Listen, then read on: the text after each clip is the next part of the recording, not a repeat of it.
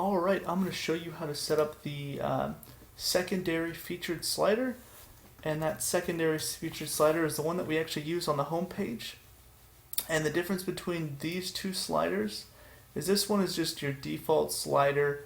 You can have little captions and images, but your secondary featured slider allows you to do page content, so you can do things like your venue dates or just manually add in your page content. So let's go ahead and go to our what we've been working on, and let's edit our home page. So once we've edited our home page that we've created, we're going to go under page attributes, and instead of home page, we're going to select home page slider v2, and all the content will work the same. It'll just be different on how we pull in those slider posts. So let's go and update it. I'm going to view our page now, and you'll notice that as I mentioned before, all the content stays the same. The only difference is up here. And how to set a background image is actually by editing your home page, and we're going to set a featured image. So let's go and upload an image. I'm going to drag it in, and then we're going to click set featured image. We're going to select that image we just uploaded, and we're going to set it as a featured image. You can see it displays down there. Once we update that, we can go to our home page and refresh it, and you'll see that the background image is now loaded. It's pretty easy to set this one up as far as that goes, since it's just a featured image.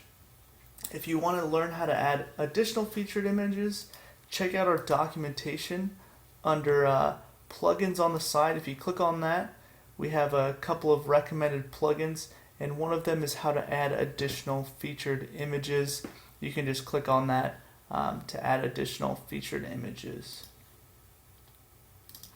Alright, so the next step I'm going to go over is, you'll notice that you still have navigation left and right, and if you're only going to use one image, you can remove that by going to your dashboard, and under appearance and theme options, you'll notice the slider tab at the end gives you a whole bunch of options. We've broke them down by V1 and V2 options.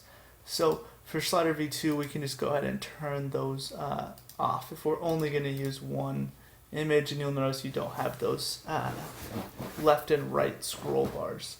So let's how to remove those if you're only using one image. So by default, it will actually pull in your venue post. So let's go ahead and create a venue post just in a quick example. So we're going to go to our dashboard into tour. Let's add a tour post. I'm just going to call this one example tour post.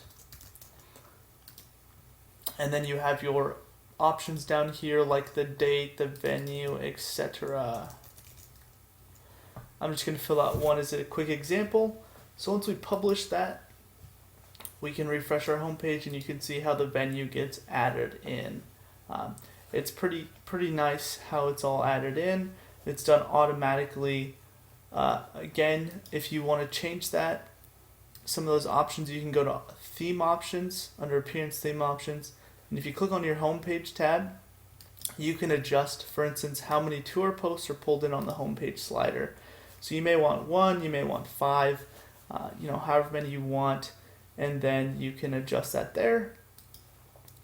Then another cool option is this: you can adjust, by default this option will be checked, the slider v2 content. You can unselect that, and basically you can read this option. It says deselect this to display the child page as content instead, and this allows you to instead add your own content. And so how you add content down there is called a child page, and I'll show you how to do that. We're going to go to pages. Let's add a new page. We'll call this one child page example, and then new slider content here. And all we need to do under page attributes parent is select that home page that we've created as the parent, and that makes this the child page is what we were saying. And so once we refresh your page, you can see your slider content's been added into the slider now.